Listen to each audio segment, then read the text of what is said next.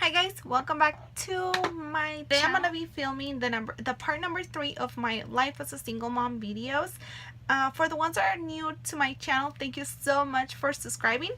I have almost 70 subscribers, and if we get to 100 subscribers, I am gonna be doing a little giveaway mine.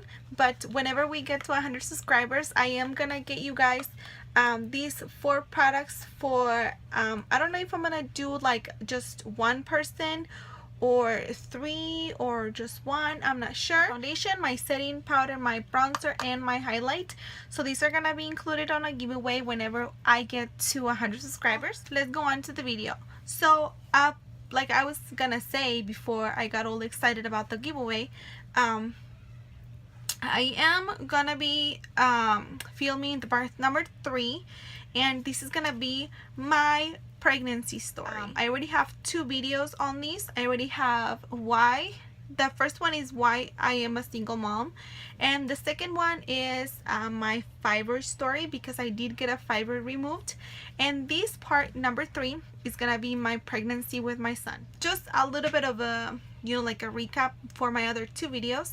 I did get a fibroid removed before I got pregnant with my son. So with this pregnancy, I kind of like didn't tell anybody that I was pregnant. I did tell my son's dad.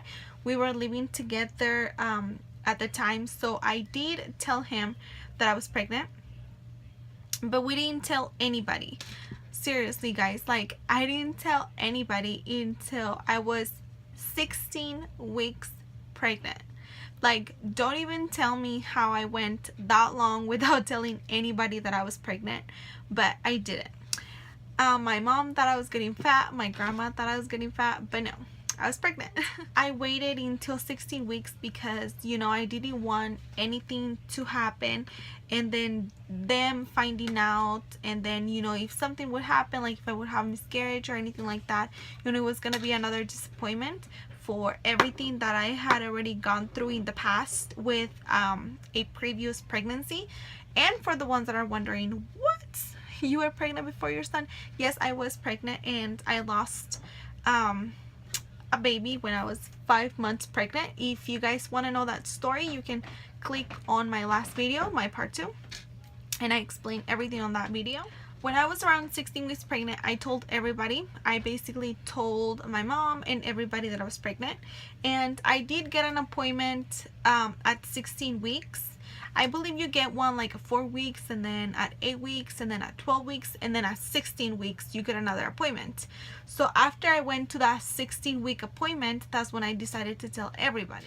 So at that 16-week appointment, they told me, they did a little ultrasound, and they told me that the baby was fine, that the baby was growing, but that my cervix was kind of open. If your cervix is open, you are in risk of having a miscarriage or an early birth, like it had happened to me before.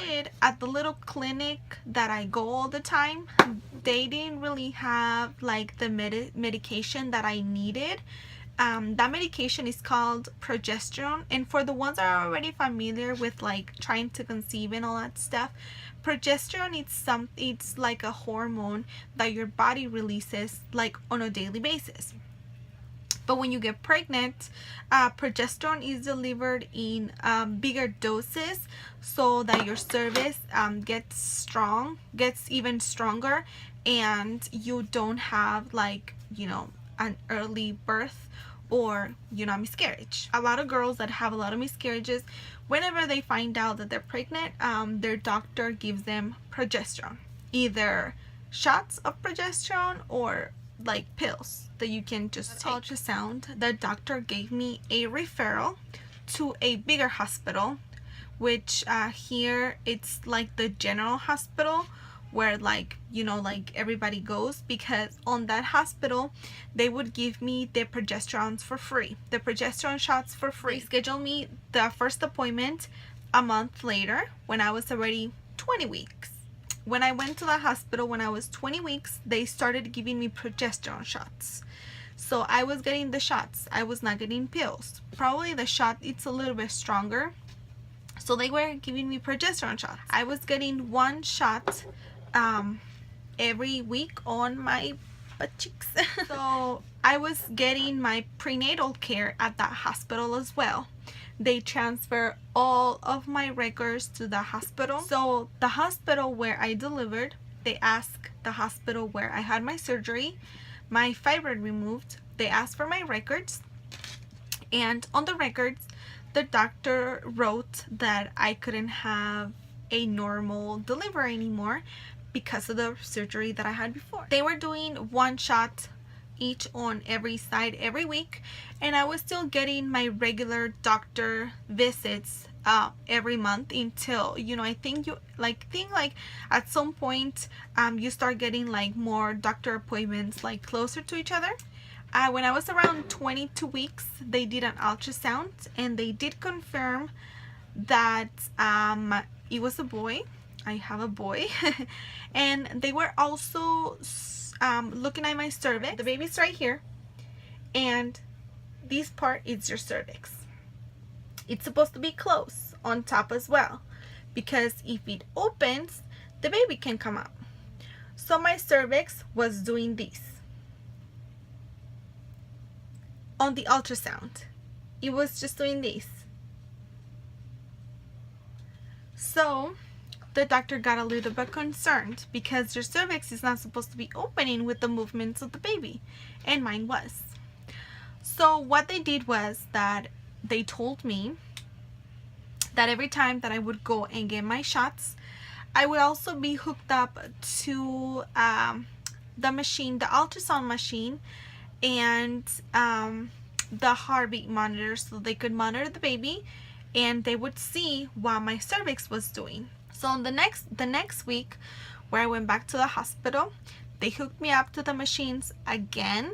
I got my 3rd shot, and they hooked me up to the ultrasound and to the heartbeat machine just to make sure that my cervix was not doing that anymore, and my cervix was completely normal. I think that was like around 25 weeks. So that was a huge milestone for me because I lost my previous pregnancy at 21 weeks. So me going past 21 weeks and being 25 weeks and them telling me that I'm not gonna be hooked up to this machine anymore because my cervix is acting normal and it's not opening anymore, it was like a big relief for me. I was still gonna be getting my progesterone shots. I believe like around week 33, I want to say, we picked out a date for the C-section. So we did schedule my surgery for June the 17th of 2014. That's my son's birthday. So that day my C-section was scheduled for 9:30. We got there around 8. They do tell you you're supposed to get there like an hour early for them to prepare everything. So I got there like around 8, and for my luck, there was like 3 girls that were having an emergency C-section. So I had to wait for them to get their C-section in order for me to get mine. Walk in, they give you this huge room, which they tell you that is gonna be the room where you're gonna be after the baby comes. So you start getting settled and everything, you know, you put your stuff away. Just there, I was super nervous. I remember that I was watching a movie so that I could, you know, just forget about how nervous I was.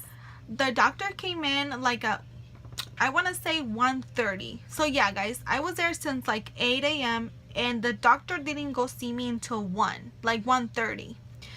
So she went in and she started touching my stomach, and she said that my baby was only gonna be 5 pounds. So she was like, you know what, we're looking at a small baby, she can only be like 5 pounds. So I was like, you know, I was back then a pretty thin girl, so I was like, you know, that's probably the biggest that I can make babies because I'm so thin. I decided that the dad was gonna be in there with me in the surgery. So, you know, he got all his gown and all his stuff for the you know, the surgery room or whatever, the operation room. And they took me in first because they have to do the epidural. I don't think it's called an epidural. I think it's called a spinal. If you're not on labor like me, they only need to numb you for like 3 or 4 hours. It's called a spinal. They took me in, and for anybody that hasn't been on a operating room before, those rooms are super cold. They're the coldest room that you're ever gonna be in. So I already knew this, so I was wearing my socks and I was wearing a little bit of makeup. And I remember that the nurse was trying to like distract me by asking me about my makeup, but I was so nervous. They uncovered like all my back, they uncovered. So I started getting really cold, and I started to shake. A little bit because I was nervous, but also because I was cold. So they sat me down, and you know how they put you like on that position where, you know, so that basically the bones in your back stretch. And she told me that it was gonna burn, and seriously guys, that has been like the most horrible burn that I felt in my entire life. She did it the first time, and she told me that I would feel anything on my legs, like any tangling or like anything like that, to tell her. And I started feeling tangling in my right leg, and I told her, basically when you start feeling things like on your legs, is because they're touching the nerves on your legs. So that's not supposed to happen. It's supposed to go straight in. She had to do it a second time, and let me tell you guys that I never felt so much pain in my life until they put the spinal. She did it a second time, and the same pain on my leg, but this time she didn't stop. She just did it until it was my whole body, like from probably your boobs, I think it starts getting numb all the way down to your legs. Right after that, my baby's dad came in, and he was just right on my, he was on my left, just sitting down there. And I remember that I was just there, and the nurse, like they like they pinch you like on parts of your body, and then they ask you if you feel them. And I remember that I was telling them that I would still feel them even if I wasn't, just because I was too afraid that I was gonna feel the whole thing, because there's a lot of horror stories here on YouTube where girls say that they still feel when they're cutting them. So I was way too scared about that. So she asked me again if I could feel the pinch, and I was like and she was like, oh, never mind. She was like, you wouldn't even be able to feel that because they're started already. Like, they were already opening me, which it's pretty crazy. But when she told me that, like, I waited like 2 or 3 minutes, and I asked my son's dad what time it was. And he grabbed his phone, and he's like, it's 2:03. And like in that minute, they told him like, hey, get up. You know, like, you want to see your baby being born? And he got up, and my son, they were taking my son out. So basically my son was born at 2:03. They take him out, they clean you, they start closing you, and you do feel, I didn't feel nauseous, which is a good thing. But I couldn't really like hear what was going on. Like, my ears were getting plugged. It was so weird because I could hear the doctors talking, but I couldn't really understand what they were saying. It's really weird. My baby's dad was just with my son when they were getting him ready and all that stuff. So they took us to like a recovery room, which is not really a room, it's just like an office where, you know, they measure the baby and they clean it. They told me that they couldn't move me to the other room until I could move my feet. And I was trying to move them, but I couldn't feel them yet. So we were there for like a couple hours until I could feel my legs again. And they just took me to, you know, the regular room where I was before. And I don't know, but nobody was there. Like, my mom wasn't there, my dad wasn't there. It's so weird because they were not there. So like 15 to 20 minutes after I went to the room, that's where my mom and my dad started coming in, and my son was already there.